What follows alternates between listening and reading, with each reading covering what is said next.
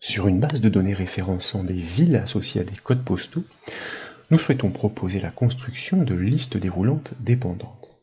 Et pour plus d'efficacité, l'utilisateur doit pouvoir saisir seulement les premiers chiffres du code postal, comme ici par exemple 834. Dès lors, une liste déroulante doit s'autogénérer en lieu et place pour suggérer tous les codes postaux correspondants.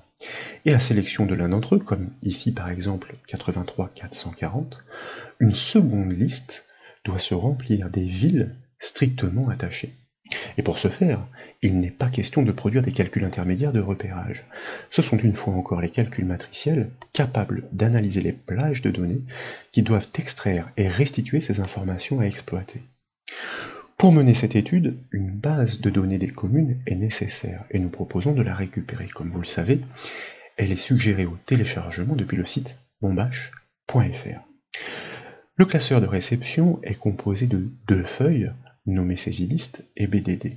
Et comme nous le disions, en cellule B4, donc de cette première feuille, l'utilisateur doit pouvoir saisir les premiers chiffres d'un code postal. Une liste déroulante doit s'autogénérer pour lui permettre de préciser et terminer la saisie. Dès lors, une autre liste déroulante, mais dépendante, doit se remplir automatiquement en cellule D4 des villes. Elle doit être stricte. Entre les colonnes I et K, vous notez la présence de plages d'extraction. Elles doivent être nourries par les formules matricielles, précisément pour l'extraction des codes postaux et des villes dépendant de la saisie inachevée en cellule B4. Ces correspondants doivent être établis par rapport à une source de données. Il s'agit de la seconde feuille de ce classeur, et c'est pourquoi je vous propose de cliquer sur l'onglet BDD en bas de la fenêtre Excel pour l'activer. De nombreuses villes de la région PACA, pour les départements donc 04, 05, 06, 13, 83 et 84, y sont référencées. Remarque importante, elles sont triées par ordre alphabétique croissant. Des codes postaux sont associés à ces villes. Beaucoup de villes appartiennent à un même département reconnu par les deux premiers chiffres du code postal. De même, un même code postal, codé sur 5 chiffres, peut très bien référencer plusieurs villes. Ensuite, si vous déployez la zone nom en haut à gauche de la feuille Excel, vous notez que les colonnes de ce tableau sont identifiées. Les codes postaux, par exemple, sont reconnus par une plage nommée CP, tandis que les villes sont identifiées par une plage intitulée ville. Bien entendu, nous allons exploiter ces noms dans la construction des formules matricielles. Pour produire une liste de choix capable d'émettre des suggestions en fonction des premiers caractères tapés, nous devons réaliser l'extraction des codes postaux en colonne I. Cette extraction doit se faire sans l'appui des calculs intermédiaires, nous l'avons dit. Nous devons donc bâtir une formule matricielle capable d'analyser récursivement l'ensemble des informations contenues dans les plages des cellules. Bien sûr, la fonction index est nécessaire, mais pour repérer les lignes à regrouper des codes postaux concordants, nous devons exploiter la fonction grande valeur. Sa plage d'action est nécessairement conditionnelle. Elle doit vérifier que les premiers chiffres tapés correspondent aux premiers chiffres des codes postaux à extraire. Donc je vous invite, si ce n'est déjà le cas, à revenir sur cette feuille saisylist, et puis nous allons sélectionner une plage d'une hauteur capable de restituer un grand nombre de données, par exemple de I4 à pourquoi pas I30, comme ceci. Et puis, naturellement, nous tapons le symbole égal pour initier la formule matricielle. Ensuite, nous allons exploiter notre fonction de gestion des anomalies suivie d'une parenthèse ouvrante. Comme vous le savez, une fonction d'extraction répond par un message d'erreur en cas de recherche infructueuse. Nous devons gérer ces parasites pour ne pas les restituer. Naturellement, donc, nous exploitons ensuite notre fonction d'extraction, index, suivie d'une parenthèse ouvrante, et nous allons désigner les codes postaux de la base de données par le nom de plage, soit CP. Ce sont bien les codes postaux concordants que nous souhaitons en effet extraire, donc la recherche doit être réalisée dans cette rangée. Nous tapons ensuite un point-virgule pour passer dans l'argument des positions cherchées à trouver, et nous allons de fait exploiter notre fonction, comme nous le disions, grande valeur, donc grande point valeur, suivie, autant pour moi pour les petites erreurs de saisie, je vais finir par y arriver, grande point valeur suivie d'une parenthèse ouvrante. Et puis, nous allons lui emboîter le pas avec la fonction conditionnelle si. Nous le disions, l'extraction des codes postaux à regrouper en fonction des lignes repérées est soumise à condition. Elle doit vérifier la correspondance avec les chiffres saisis par l'utilisateur. Et la longueur de ces caractères tapés varie. Ce critère doit donc être en mesure d'analyser les chaînes sur une séquence variable. C'est la raison pour laquelle, dans l'enchaînement, nous allons exploiter notre fonction gauche capable de prélever à partir du début d'une chaîne, d'une cellule, eh bien, sur un nombre de caractères à définir. Cette chaîne, en guise de chaîne, nous sommes dans un raisonnement matriciel, nous allons désigner la colonne des codes postaux par son nom, soit CP. Nous sommes, et nous le répétons, dans un raisonnement matriciel. En guise de texte à tronquer, nous passons l'ensemble de la colonne à la fonction gauche. Notre formule saura analyser chacun des codes postaux à la recherche des correspondances. Encore faut-il aboutir le critère. Nous tapons tout d'abord un point-virgule pour passer dans l'argument de la longueur à analyser. Celle-ci varie, nous l'avons dit. Donc, nous allons exploiter notre fonction n-bécart capable, comme son nom l'indique, de compter les caractères d'une cellule qui lui est passée en paramètre. Cette cellule, quelle est-elle? Elle correspond à la saisie de l'utilisateur, donc nous cliquons sur la cellule B4 pour l'intégrer dans la syntaxe. Nous pouvons maintenant fermer la parenthèse de notre fonction n-bécart et fermer la parenthèse de notre fonction gauche. Puis, nous tapons le symbole égal pour annoncer la condition à satisfaire. Et de nouveau, je vous invite à désigner le code postal saisi par l'utilisateur, donc par la cellule B4. Ainsi, quel que soit le nombre de chiffres tapés par l'utilisateur, le critère s'ajuste automatiquement. Dans ce raisonnement matriciel, et grâce aux fonctions gauche et n-bécart, l'analyse est effectuée sur la colonne des codes postaux à la recherche de ceux qui commencent par les mêmes chiffres saisis. Pour poursuivre, nous tapons un point-virgule pour passer dans la branche alors de la fonction si, et nous allons exploiter notre fonction permettant de trouver ces positions en ligne, ces positions cherchées, c'est la fonction active suivie d'une parenthèse ouvrante.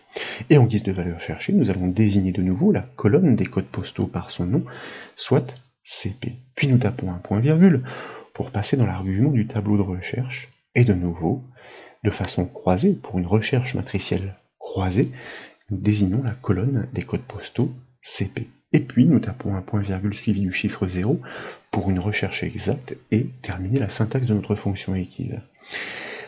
La fonction active, donc recherchant tous les codes postaux sur cette même plage des codes postaux, est censée retourner les positions de toutes les concordances trouvées. Par défaut, chaque ligne concorde, mais cette recherche est contrainte par le critère de la fonction si. Seules les positions pour lesquelles les codes postaux débutent bien par les chiffres saisis seront ainsi repérés. Nous pouvons fermer la parenthèse de notre fonction active et dans l'enchaînement taper un point-virgule pour passer dans la branche sinon de la fonction si. Et cette fois, je vous invite à inscrire deux guillemets tout simplement pour ignorer la valeur analysée en cas de non-correspondance. Eh bien, le code postal ne commence pas par les mêmes chiffres que ceux saisis. Ces guillemets vont se situer au milieu des résultats concordants, et c'est là tout l'intérêt de la fonction grande valeur. En guise de rang, nous allons lui passer une matrice virtuelle de même hauteur que la base de données. Toutes les positions effectives et concordantes avec ces rangs seront extraites et regroupées. Nous pouvons donc désormais fermer la parenthèse de la fonction si et taper un point-virgule pour passer dans l'argument du rang pour la fonction grande valeur. Et cette fois, je vous invite à inscrire la fonction retournant l'indice de ligne d'une cellule suivie d'une parenthèse. Mais en guise de cellule, nous allons lui passer fort naturellement une matrice à construire. Dans ce raisonnement matriciel, toutes les positions seront analysées sur la base d'un seul et même calcul. Ensuite, puisqu'il s'agit d'une matrice à interpréter virtuelle, eh bien, nous avons besoin de notre fonction d'interprétation que je vous invite à saisir, indirect suivi d'une parenthèse ouvrante, et nous allons ensuite saisir le chiffre 1 suivi du symbole de point entre double cote, entre guillemets donc. Nous définissons ainsi le point de départ de la matrice virtuelle à interpréter à partir de la première ligne, soit la plus grande valeur pour les rangs à faire correspondre. Ensuite, eh bien, je vous propose d'inscrire le caractère de concaténation, le et commercial, pour annoncer la borne inférieure dynamique de la matrice virtuelle. Et nous allons exploiter cette fois la fonction Excel comptant les lignes d'un tableau. Attention, elle se nomme bien ligne, mais cette fois au pluriel, ligne avec un S donc. Et puis, nous allons lui désigner de nouveau la plage des codes postaux par son nom, soit CP. De fait, nous calibrons une matrice virtuelle partant bien de la première ligne pour le rang le plus fort et s'étendant jusqu'à la dernière ligne de la base de données pour le rang potentiellement le plus faible. Nous pouvons donc fermer la parenthèse de notre fonction ligne au pluriel, fermer la parenthèse de notre fonction indirecte, fermer la parenthèse de notre fonction ligne au singulier, fermer la parenthèse de notre fonction grande valeur, et fermer la parenthèse de notre fonction index. La matrice en effet passée en premier paramètre de la fonction index ne représente qu'une seule colonne, celle des codes postaux. De fait, il n'est pas nécessaire de renseigner le troisième argument de la fonction index. Il concerne précisément la position en colonne.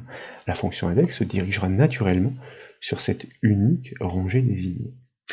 Nous devons terminer notre syntaxe puisque nous sommes de retour dans les bornes de notre fonction si-erreur pour laquelle nous tapons un point-virgule afin de passer dans ce second argument.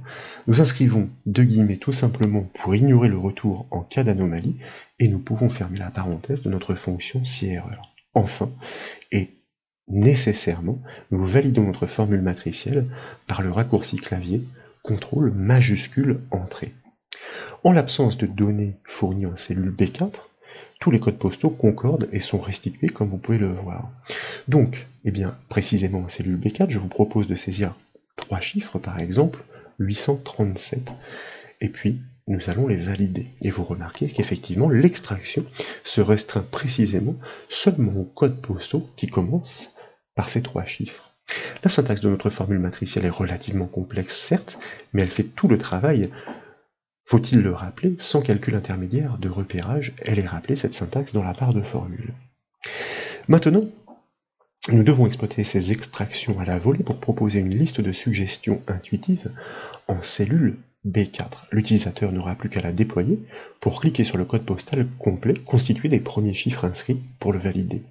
Mais le nombre de ces codes extraits varie selon la demande. En conséquence, la plage de cellules devant nourrir la liste déroulante intuitive doit être dotée d'une hauteur variable pour s'adapter au contenu extrait. La technique, nous la connaissons bien désormais. Elle consiste premièrement à attribuer un nom à la première cellule de la plage d'extraction, puis elle consiste à retravailler ce nom avec la fonction décalée pour la rendre extensible en hauteur. Et cette hauteur dépend du nombre de données extraites que nous pouvons comptabiliser, notamment avec la fonction Excel nb.si, dénombrement conditionnel donc. Pour débuter, je vous invite à sélectionner la première cellule d'extraction, donc la cellule I4, et puis, dans la zone nom, nous allons lui attribuer un intitulé court mais explicite comme ECP pour extraction code postaux, nom que nous devons nécessairement valider par la touche entrée du clavier afin qu'il soit pris en compte et d'ailleurs constater effectivement qu'il est conservé. Ensuite, en haut de la fenêtre Excel, je vous propose de cliquer sur l'onglet Formule pour activer son ruban. Et dans la section non définie de ce ruban, nous allons cliquer sur le bouton Gestionnaire de nom. Et dans cette boîte de dialogue qui suit, nous allons sélectionner ce nom que nous venons de définir, ECP, pour pouvoir ensuite travailler sa syntaxe dans la zone fait référence à, dans laquelle nous cliquons précisément après le symbole égal. Et nous allons l'adapter grâce à la fonction décalée, donc à laquelle nous passons en premier paramètre la cellule que nous avons désignée, la première cellule pour la plage d'extraction, point virgule 0, nous allons expliquer tout ça, point virgule 0, point virgule, dernier argument, en tout cas en ce qui nous concerne, pour la hauteur variable que nous allons définir grâce à la fonction nb.si, comme nous le disions, que nous devons faire agir, compter sur la colonne i intégrale de manière à n'exclure aucun potentiel code postal extrait. Nous cliquons donc sur l'entête de colonne i, nous tapons un point-virgule pour passer dans le critère à analyser. Il est particulier entre double cote, nous allons saisir le symbole supérieur, suivi du symbole étoile, suivi du symbole inférieur, et nous fermons les guillemets, puis nous fermons la parenthèse de la fonction nb.si, et nous allons retrancher 2 unités, nous allons expliquer tout cela, à ce résultat fourni par la fonction nb.si, donc moins 2, et nous pouvons ensuite fermer la parenthèse de la fonction décalée. Donc pour résumer, c'est important, nous exploitons effectivement la fonction décalée. En premier argument, nous lui passons bien le point de départ de la plage de cellules variables. Les 2 arguments suivants sont figés et neutralisés à 0. En effet, par rapport à ce point de départ, nous ne souhaitons observer de décalage ni en ligne ni en colonne. Le dernier argument est le plus précieux, c'est lui qui ajuste la hauteur de la plage en fonction de son contenu. Et ce contenu est dénombré comme nous l'avons vu, par la fonction nb.si. Le critère est spécifique, supérieur à étoile inférieure. Il permet simplement de comptabiliser toutes les cellules réellement non vides dans la colonne désignée. En effet, certaines le sont en apparence, comme celle du dessous, mais portent un calcul. Elles doivent être ignorées. Ensuite, nous retranchons 2 unités à ce décompte, -2, car cette colonne propose, comme vous pouvez le voir, 2 titres qu'il faut exclure du comptage. Je vous propose ensuite de cliquer sur le bouton à la coche verte pour valider au moins la syntaxe de cette formule de correspondance pour la construction de notre plage dynamique, et puis nous allons cliquer sur le bouton fermer pour revenir sur notre feuille. Maintenant, il s'agit de donner vie à cette liste déroulante, et elle doit précisément se suggérer en lieu et place, donc en cellule B4 que nous resélectionnons. Et puis en haut de la fenêtre Excel, je vous invite cette fois à cliquer sur l'onglet Données pour activer son ruban, et dans la section Outils de données de ce ruban, à cliquer sur le bouton Validation des données. Il faut que l'onglet Options de la boîte de dialogue qui surgit soit actif dans un premier temps. Dans la zone liste, nous allons restreindre ces choix à une liste, précisément une liste déroulante, donc une liste qui doit correspondre avec cette plage que nous avons construite, cette plage dynamique. Et pour établir cette correspondance, eh bien nous allons écrire l'égalité avec le nom de cette plage dynamique égale ECP. Un réglage est encore nécessaire. Nous souhaitons autoriser l'inscription des premiers chiffres des codes postaux. Or, par défaut, une liste déroulante n'autorise aucune saisie qui n'est pas contenue ou prévue par les valeurs de la liste. Nous devons débrider cette liste de choix. C'est pourquoi je vous invite ensuite à activer l'onglet Alerte d'erreur de cette boîte de dialogue et à décocher la case quand des données non valides sont tapées. De fait, nous n'avons plus qu'à valider ces réglages en cliquant sur le bouton OK de la boîte de dialogue, et désormais il est temps de tester le fonctionnement dynamique et auto-ajustable de cette liste déroulante. Donc en B4 par exemple, nous pourrions taper les 3 premiers chiffres d'un code postal, comme 834, et puis cliquer sur la flèche de la liste déroulante pour la déployer. Et vous constatez effectivement que sont suggérés uniquement les codes postaux qui commencent strictement par ces 3 premiers chiffres, donc, et que la liste s'est parfaitement auto-ajustée. En revanche, vous notez la présence de nombreux doublons. Rien d'anormal pour l'instant. Rappelons-le, c'est une unique formule d'extraction qui produit ses résultats ajustés au premier caractère saisi. La vocation de la colonne CP unique, la colonne J, donc, est de purger ces redondances. Mais nous y reviendrons. Désormais, pour produire l'extraction des villes associées au code postal validé dans la liste déroulante, ou inscrit complètement d'ailleurs, nous devons de nouveau nous passer des calculs de repérage intermédiaires. La fonction index est certes nécessaire, et c'est la fonction petite valeur, cette fois, qui doit lui fournir les indices de ligne des villes concordantes. Dans un raisonnement matriciel, elle a la capacité de regrouper ces données extraites. En effet, elles ne s'enfilent pas les unes derrière les autres dans la base de données. Cette dernière est triée dans l'ordre alphabétique croissant pour les villes et non pour les codes postaux. Donc, comme nous l'avons fait tout à l'heure, eh bien, je vous propose de sélectionner une plage suffisamment large, comme par exemple K4, K30, pour pouvoir exercer notre calcul matriciel et naturellement, eh bien, de l'initier par le symbole égal, d'exploiter comme précédemment notre fonction de gestion des anomalies, si erreur, et puis nous appelons notre fonction d'extraction naturellement, donc index, que nous allons faire agir cette fois sur les villes. Il s'agit bien des villes que nous souhaitons réceptionner, reconnues par son nom, ville, donc. Puis nous tapons un point-virgule pour passer dans l'argument de l'indice de ligne. Comme vous le savez, en guise d'indice de ligne, nous allons lui passer tous les rangs potentiels correspondant aux villes repérées par le code postal. Et c'est toujours le raisonnement matriciel qui offre ses prouesses. Donc, nous exploitons notre fonction, comme nous l'avons dit, pour les petites valeurs, petite point valeur suivie d'une parenthèse ouvrante, et puis, comme nous l'avons fait là aussi précédemment, puisqu'il s'agit bien, de critères à analyser, notre fonction conditionnelle suivie d'une parenthèse. La plage d'action pour extraire les villes associées est soumise à condition, elle dépend du code postal validé.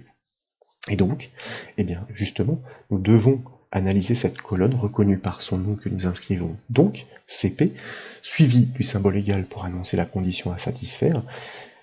Cette condition doit se faire par rapport à la saisie de l'utilisateur. C'est pourquoi nous cliquons sur la cellule B4 pour l'intégrer dans la syntaxe du calcul, et dès lors, nous pouvons taper un point-virgule pour passer dans la branche alors de la fonction si.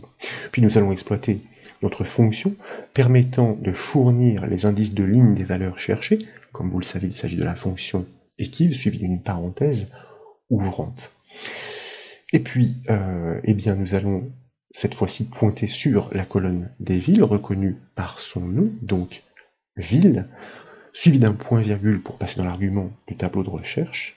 Et une fois encore, nous désignons notre colonne des villes par son nom pour notre raisonnement matriciel croisé. Donc, grâce aux critères émis par notre fonction si, nous cherchons toutes les correspondances matricielles sur les villes. À chaque fois qu'une ville est effectivement repérée en regard du code postal saisi, la fonction équive doit retourner la position en ligne de la ville à extraire. Et ce sont les rangs de la fonction petite valeur, à définir bientôt, qui permettront de les pointer et de les regrouper. Nous devons tout d'abord terminer la syntaxe de notre fonction équive, .0 pour une recherche exacte, comme il est de coutume. Nous fermons naturellement la parenthèse de notre fonction équive, puis nous tapons un point-virgule pour passer dans la branche sinon de notre fonction si. Nous allons de nouveau inscrire deux guillemets pour ignorer la ville en cas de non-correspondance. Nous pouvons fermer la parenthèse de notre fonction si et taper un point-virgule pour passer dans l'argument du rang pour la fonction petite valeur. Comme nous l'avons fait tout à l'heure, même technique à reproduire, nous exploitons notre fonction ligne qui, usuellement, donne l'indice d'une ligne d'une cellule, mais en guise de cellule, nous allons lui passer dans ce raisonnement une matrice virtuelle à interpréter grâce à notre fonction indirecte, dont nous ouvrons la parenthèse. Nous inscrivons le chiffre 1 suivi du symbole de point entre double cote pour définir le point de départ de notre matrice virtuelle, la borne supérieure, et puis que nous devons concaténer avec la borne inférieure dynamique. Il s'agit de considérer tous les rangs potentiels, donc une matrice de même hauteur que la base de données. Grâce à la fonction ligne, nous allons pouvoir compter effectivement le nombre de ces lignes. Donc, nous lui désignons par exemple en argument la colonne des codes postaux. Chaque colonne a de toute façon le même nombre de lignes dans cette base de données. Il ne nous reste plus qu'à fermer la parenthèse de notre fonction ligne au pluriel, à fermer la parenthèse de notre fonction indirecte, à fermer la parenthèse de notre fonction ligne, à fermer la parenthèse de notre fonction petite valeur, et à fermer la parenthèse de notre fonction index. Comme tout à l'heure, le dernier argument de la fonction index n'est pas utile à renseigner. Il concerne l'indice de colonne pour l'extraction. Et comme vous pouvez le voir ici, comme nous l'avons expliqué, nous avons défini une seule colonne pour la recherche, celle des villes. Donc, une fois encore, la fonction index pointera naturellement dessus. Nous terminons la syntaxe avec un point-virgule pour passer dans le second argument de la fonction si-erreur. Nous inscrivons de nouveau deux guillemets pour garder le résultat vierge en cas d'anomalie. Nous fermons la parenthèse de notre fonction si-erreur. Et enfin, nous validons nécessairement la formule matricielle par le raccourci clavier, CTRL, majuscule, entrée. Aucun résultat n'apparaît pour l'instant, rien de plus normal. Nous n'avons encore validé aucun code postal.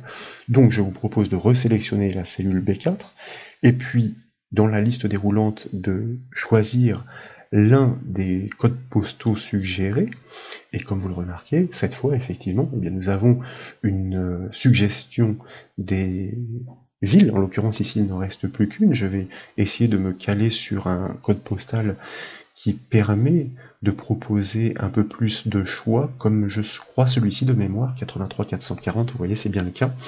Effectivement, nous avons bien la redondance de tous les codes postaux analysés, décelés, et donc toutes les villes associées à cet unique code postal. Donc, eh bien, une fois encore, nous avons bâti une formule matricielle dont la syntaxe est rappelée dans la barre de formule, qui, en un seul calcul, permet de réaliser cette extraction sur ces concordances. Il nous reste à créer la liste dynamique des villes associées aux codes postaux. Il suffit de répliquer les techniques précédentes, donc nous commençons par sélectionner la première cellule pour les villes extraites, donc la cellule K4. Dans la zone nom, nous allons lui attribuer un intitulé explicite, comme E-ville pour extraction ville, puisque l'intitulé ville est déjà employé, nom que nous validons nécessairement par la touche entrée du clavier. Dans la foulée, eh bien, nous activons notre ruban formule, nous cliquons sur le bouton gestionnaire de nom, nous sélectionnons ce nom que nous venons de définir, nous cliquons dans la zone fait référence à pour pouvoir ajuster sa syntaxe juste après le symbole égal, et nous allons exploiter notre fonction décalée, suivie d'une parenthèse ouvrante. Le premier argument est bien donc le point de départ, point virgule 0, donc pour n'observer aucun décalage ni en ligne ni en colonne. Point virgule, et bien le décompte en hauteur pour rendre cette plage extensible grâce à la fonction nb.si que nous faisons agir cette fois-ci sur la colonne K intégrale afin de potentiellement considérer toutes les villes. Point virgule, quel est le critère? Ma foi, il s'agit du même strictement que précédemment, supérieur, étoile, inférieur. Nous fermons les guillemets, nous fermons la parenthèse de notre fonction nb.si, et cette fois-ci, nous allons retrancher seulement une unité à ce résultat, puisque dans cette colonne, il n'y a qu'un titre et non deux comme précédemment. Nous n'oublions pas de fermer la parenthèse de notre fonction décalée, et puis de cliquer sur l'icône à la coche verte pour valider cette syntaxe tout au moins.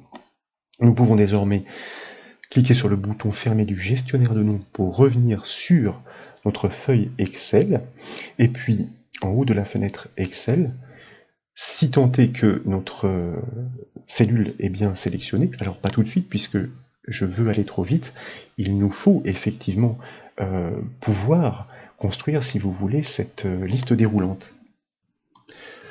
Oui, donc c'est bien ça, hein, je m'en mêle un peu les pinceaux, pardonnez-moi, mais on va dire que la procédure est un petit peu longue, donc oui, bien sûr, la liste déroulante va pointer sur cette cellule, mais donc, nous cliquons sur l'onglet données pour activer son ruban, disais-je, et puis comme nous l'avons fait tout à l'heure, dans la section outils de données, nous cliquons sur le bouton validation des données, nous revenons dans l'onglet options de cette boîte de dialogue, dans la zone autorisée, nous choisissons naturellement une liste, nous cliquons dans la zone source pour pouvoir établir la correspondance, égale eville, donc pour pointer sur cette plage de cellules désormais dynamique, et nous allons cette fois cliquer sur le bouton OK de la boîte de dialogue directement, car il n'est pas nécessaire de débrider la liste déroulante dans la mesure où le choix de la ville est strict. Qu'en est-il si nous déployons cette liste? Eh bien, vous remarquez qu'elle s'est auto-ajustée jusqu'à la dernière parfaitement, donc pour proposer toutes les villes concordant strictement au code postal qui a été validé dans cette saisie semi-intuitive. Alors, pour poursuivre, et une fois de plus, pour éliminer les doublons, dans la dernière colonne qui reste, et extraire les valeurs uniques avec une seule formule, nous devons enclencher un calcul matriciel, cela va de soi. Et comme il s'agit d'une technique que nous avons démontrée et détaillée dans une formation récente, je vous propose de directement livrer la syntaxe. Nous allons exercer l'analyse sur une plage de cellules qui progresse en même temps que le calcul. Donc, la présélection des résultats est à exclure. C'est pourquoi, eh bien, je me positionne en cellule J4, je tape nécessairement, effectivement, le symbole égal pour initier, comme toujours, notre formule matricielle qui est soumise à condition. Donc, nous exploitons notre fonction si, et puis nous allons utiliser notre fonction technique que nous avons vue dans la formation précédente de test logique @na pour être capable, eh bien, de déceler la présence des retours d'anomalies qu'il s'agira d'exclure afin de réunir uniquement les codes postaux strictement uniques, donc pour purger les doublons. Nous exploitons ensuite notre fonction équipe suivie d'une parenthèse ouvrante, et puis nous allons, en guise de valeur cherchée, lui donner un indicateur booléen reconnu par le chiffre 0, qui littéralement signifie faux, par rapport à un test que nous lui passons en guise de matrice en second argument grâce à la fonction nb.si, que nous allons faire agir, comme nous le disions, sur une plage de cellules qui progressent en même temps que le calcul. C'est pourquoi nous cliquons sur la cellule J3, située juste au-dessus du calcul, nous enfonçons le symbole 2 points pour générer la plage de cellules qui pour l'instant ne désigne qu'elle-même. Ensuite, nous allons cliquer sur la première des deux bornes de manière à pouvoir la figer seulement en ligne. D'ailleurs, nous aurions pu la figer complètement, mais dans, on va dire, la philosophie, cette formule est destinée à être répliquée sur les lignes du dessous, donc nous figeons la ligne, le dollar, devant l'indice 3. Ensuite, nous prenons bien soin de nous replacer à la fin de la syntaxe pour pouvoir la poursuivre, nous tapons un point-virgule pour passer dans l'argument du critère de cette fonction nb.si, à laquelle nous allons lui indiquer la précédente plage intégrale d'extraction reconnue par son nom dynamique ECP. Nous fermons la parenthèse de notre fonction nb.si, et puis nous tapons un point-virgule pour passer dans le dernier argument de notre fonction ittive, comme toujours ou comme souvent, le chiffre 0 pour une recherche exacte. Nous fermons la parenthèse de notre fonction ittive, nous fermons la parenthèse de notre fonction etna, nous tapons un point-virgule pour passer dans la branche alors de notre fonction si, nous inscrivons deux guillemets car si ce critère est vérifié, nous devons ignorer effectivement les codes postaux redondants, nous tapons un point-virgule pour passer dans la branche sinon de notre fonction si, nous exploitons cette fois notre fonction, donc dans le cas contraire d'extraction index, que nous faisons agir bien sûr sur notre précédente plage dynamique d'extraction reconnue par son nom ECP, nous tapons un point-virgule pour passer dans l'argument des positions en ligne à trouver par notre fonction ittive, pour laquelle nous ouvrons bien la parenthèse, toujours le même principe, et d'ailleurs j'aurais pu tout simplement me permettre de la prélever, donc c'est ce que je vais faire finalement, intégralement, donc, puisque nous allons faire agir notre fonction ittive exactement sur la même plage, dans le même raisonnement matriciel, avec cet indicateur booléen. Nous souhaitons effectivement décompter ces positions, analyser sur cette plage qui progresse, en même temps que le calcul va être répliqué. Ensuite, nous pouvons fermer la parenthèse de notre fonction index et fermer la parenthèse de notre fonction si nécessairement, comme vous le savez, nous devons valider notre calcul par le raccourci clavier CTRL majuscule entrée, puis nous allons tirer la poignée vers le bas pour être cohérent avec nos précédents calculs jusqu'en ligne 30 donc, et lorsque nous remontons tout en haut de la liste, comme vous pouvez le voir, il ne subsiste qu'un seul code postal.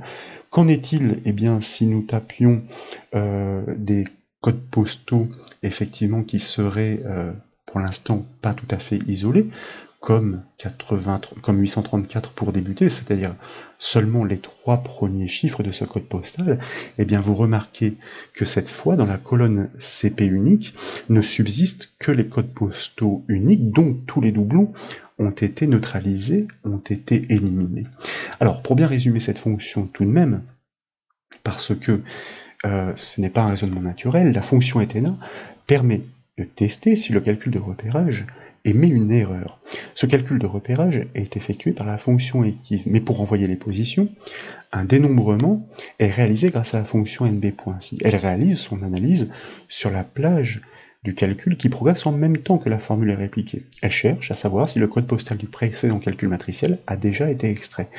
Si une erreur est effectivement générée, la cellule est ignorée. Dans le cas contraire, l'extraction est engagée, c'est-à-dire dans la branche sinon de la fonction si, par la fonction index, selon le même protocole. La valeur 0, nous l'avons dit, passée en premier paramètre de la fonction ittive, est un booléen, qui signifie faux. Et lorsqu'elle est confirmée par la fonction ittive, elle indique que le code postal n'a pas été déjà extrait, car pas dénombré. Ensuite, il convient de rendre dynamique cette plage pour la liaison avec la liste déroulante des codes postaux, de manière à ce qu'il n'y ait plus la proposition de ces redondances. Donc nous devons attribuer un nom de plage dynamique, tout d'abord en partant de la première d'entre elles, c'est-à-dire la cellule J4. Nous pourrions la nommer, pourquoi pas, ECPU, donc pour extraction code postaux unique, nom à bien valider par la touche entrée du clavier une fois encore pour qu'il soit considéré, que nous retravaillons depuis le gestionnaire de noms, en prenant bien soin tout d'abord de le sélectionner, de replacer le point d'insertion dans la zone fait référence à après le symbole égal, d'exploiter notre fonction décalée, de lui passer en premier paramètre le point de départ de cette plage variable, .0, pas de décalage à observer ni en ligne ni en colonne, et puis le décompte soumis à critère par la fonction nb.si des valeurs effectivement présentes dans cette colonne J que nous désignons intégralement par son étiquette, toujours selon le même critère afin de considérer les cellules qui sont réellement non vides, car il y a des cellules qui le sont en apparence et qui portent un calcul, Nous fermons la parenthèse de notre fonction nb.si, nous retranchons une unité à ce résultat pour les mêmes raisons, il y a bien un titre dans cette colonne. Nous fermons la parenthèse de notre fonction décalée, nous validons la syntaxe par la coche verte. S'il n'y a pas de message d'erreur, c'est qu'il n'y a pas d'erreur de syntaxe. Nous cliquons sur le bouton fermé pour revenir sur la feuille. Et puis enfin, il s'agit de modifier cette liaison pour la liste déroulante depuis le ruban donné par l'outil validation des données.